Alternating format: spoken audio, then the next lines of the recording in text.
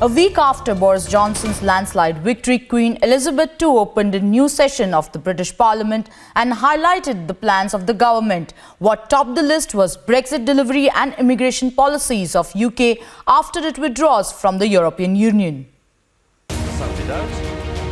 Queen Elizabeth II formally opened a new session of Britain's Parliament with a speech giving the first concrete details of what Prime Minister Boris Johnson plans to do with his commanding House of Commons majority. The Queen's speech, written by the government but read out by the monarch from atop a golden throne in the House of Lords, included several dozen bills that the government plans to pass in the coming year. A central piece of legislation was Johnson's Withdrawal Agreement Bill, the law needed to make Brexit a reality by January 31st, 2020.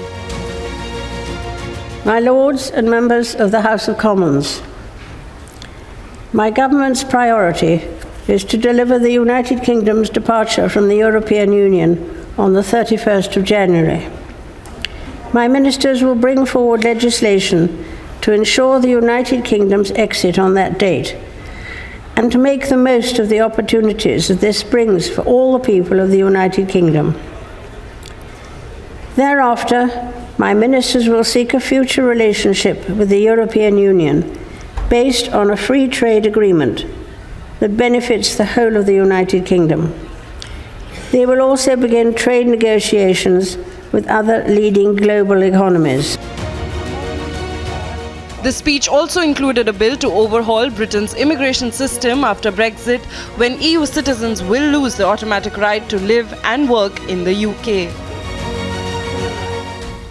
A modern, fair, points-based immigration system will welcome skilled workers from across the world to contribute to the United Kingdom's economy, communities, and public services.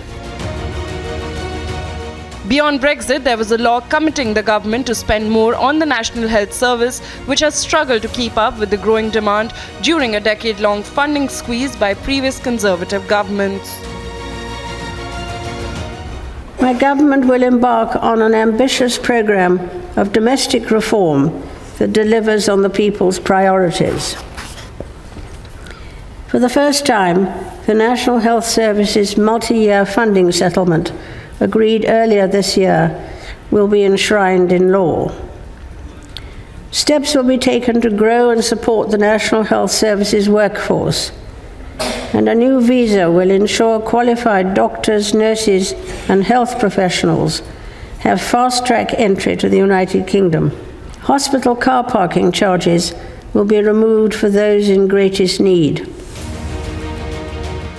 Johnson's Conservative Party secured a landslide victory in the 650 House of Commons last week on a pledge to get Brexit done by leaving the European Union on January 31st, and a broad promise to end years of public spending austerity. Bureau Report, Republic TV.